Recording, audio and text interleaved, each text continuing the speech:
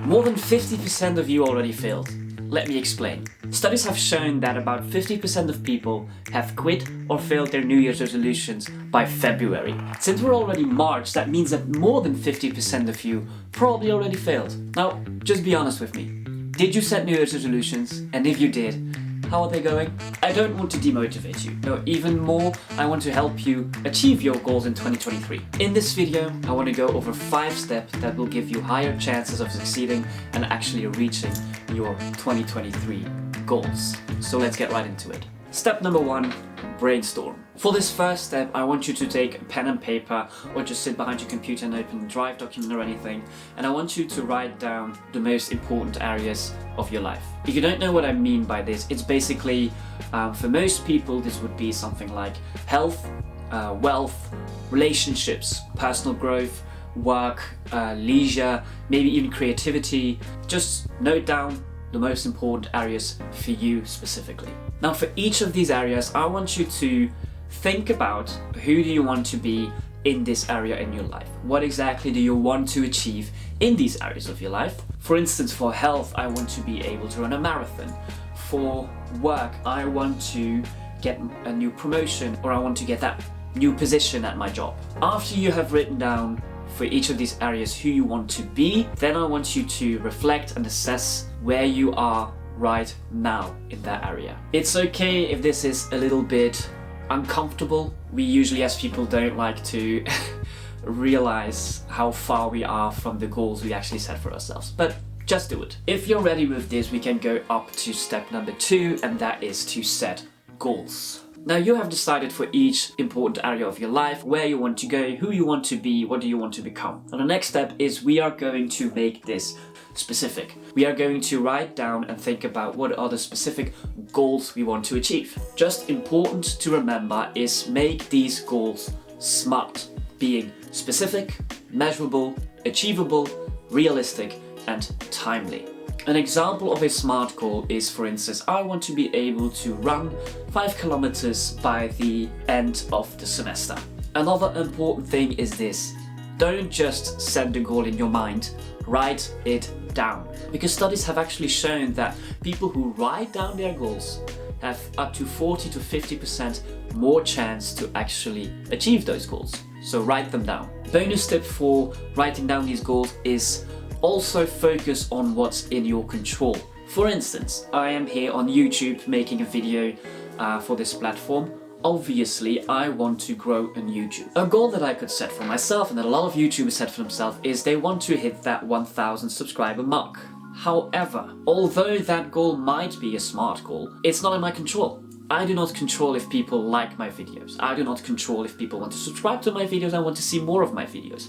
What I do control, however, is the amount of time I put into these videos, the amount of videos I want to create, and stuff like that. So for instance, instead of saying I want to achieve 1,000 subscribers by July of this year, I can say to myself, I want to make at least 1 video a week. Step number 3 is set sub-goals and work on your habits. The next step we are going to do is to think about how can I achieve this goal by constantly doing small steps. For instance, let's say that I have set for myself the goal to run a marathon.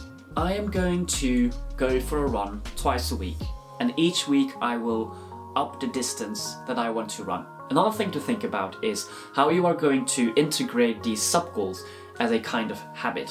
For instance, if you've set the goal to run twice a week so you can reach that marathon in, I don't know, a year, well, don't just go for a run twice a week, go for a run on the same day each week. And then depending on the goal, there are several things you can think about to ritualize into this habit. For instance, if we're staying with the example of going for a run, put your running shoes next to your bed, so when you wake up in the morning on Saturday, when you want to go on a run at 10 a.m, you see your shoes and you're like, oh yeah, I wanted to go on a run this Saturday. If you want to learn more about building good habits and breaking bad habits, I recommend reading Atomic Habits by James Clear. And if you want to go a step higher and do the things that successful people do as well, then I recommend reading High Performance Habits by Brendon Burchard. I'm sorry if I butchered your name, I don't know if I pronounced it the right way. Step number 4 is to set deadlines. This goes back to the SMART goals we talked about earlier. The T from SMART stands for timely, which is you give it a time frame in which you want to achieve those goals, which will motivate you or maybe even just push you to actually go do those things. So for your goal, just decide when you want to reach that goal. For instance, I want to run that marathon by the end of the year, and then write it down in your agenda, put a big cross or circle on that calendar so it's clearly visible all the time and you can see, okay, or just hang it out somewhere in your room where you can see by the end of the year, marathon. Another important thing I want to talk about is that you can achieve much more in a shorter time span than you think. So if you set that deadline, don't make it too comfortable for yourself. Sometimes you think like, oh, I'm gonna give myself 3 months, while probably if you really work hard at it, you can do it in 1 month. This phenomenon is known as Parkinson's law. If you want to achieve a goal in 3 months, you can probably achieve it in 3 months. But if you want to achieve that same goal in 1 month and keep yourself disciplined to it, you can probably, most certainly, achieve it in 1 month. Step number 5 is to create a beneficial environment. At this point of the video, I would like to say, like, you've got your goals, you've got your ideas, you've got all things ready to just go at it, and I would say work hard, be disciplined, go for it. Well, I'm not going to do that. Why not? Because a lot of us think it's all about willpower. But okay, yes, having big willpower will help you, but not everybody has it. Just be real with yourself. How many times have you said to yourself, I'm going to push myself, I'm going to be disciplined, and how many times did you fail because you didn't? Disciplined people are just people who don't allow themselves to be in an environment that easily distracts them. Disciplined people are disciplined because they don't allow distractions in their life. For instance, if I tell to myself, I really need to study today, if I'm going to stay here, where I am right now in my room, I am not going to study. I know this from myself, this is just self-knowledge. What do I do if I tell myself that I want to really study hard today? I'm going to the library. So depending on what your goal is, think about what is an environment that will be beneficial to me?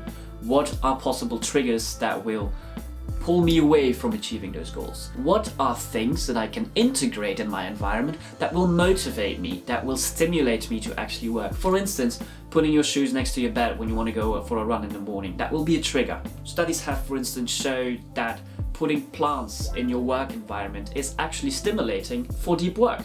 So think deeply about how are you going to arrange your environment. So 5 steps that will help you achieve your goals this year. Brainstorm first, set goals, set sub-goals and make a habit out of it. Set a deadline and create a beneficial environment. If you do these things, I believe this will give you a higher chance of actually achieving your goals and succeeding in your New Year resolutions or whatever you want to call them. I'm curious to know what your goals are for this year, so put them down in the comments down below. If you need some more help with building good habits or breaking bad habits, or you just need some productivity tips, be sure to check one of these videos here up that will probably pop up on the screen right now. And that's it for this video. I hope you got value out of it, and I'll see you in the next one.